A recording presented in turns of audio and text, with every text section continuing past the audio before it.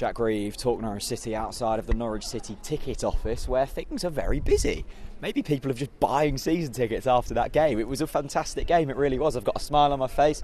The sun is shining, the seagulls are crying like a fine day in Great Yarmouth, and things do feel really, really great.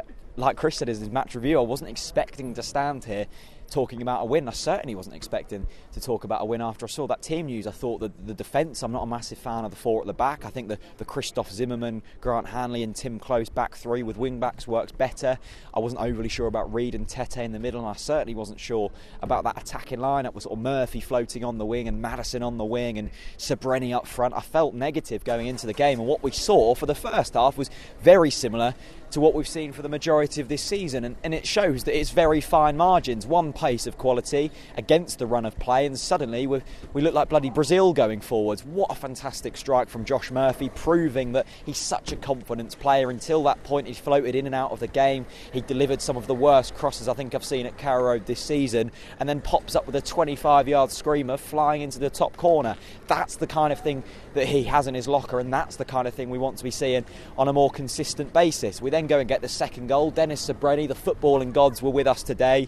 He hit it straight at the keeper, yet nutmegged the keeper. It was, the things were right for him today, and Dennis did a good job. He's a bit of a battering ram. There's not really too much technical ability there, but I'm just happy. I like Dennis. I like him. He's not a first choice striker. He's not going to be a player that's going to be scoring 20 goals in a season, but hopefully we actually buy a striker.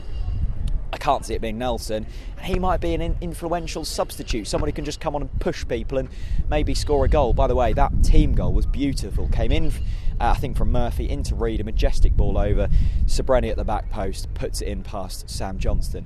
Jack Grealish gets a goal back. I thought he was quite good today, and to be fair, Villa have got a fantastic team. They are where they are in the league for a reason. I think they probably should be higher with that team that they've got, but it was no easy feat today. They're a very good team. They've smashed Wolves a couple of months ago. They look very good, and you think when it's 2-1, you think, right, this is really where the character shows. How much do we want it? The tempo picked up a little bit. The legs were tired, but we were still driving in. And then it was a beautiful, beautiful break from Norwich City, devastating on the counter today, like we've seen at so many away games this season, but not often here. It was electric at times.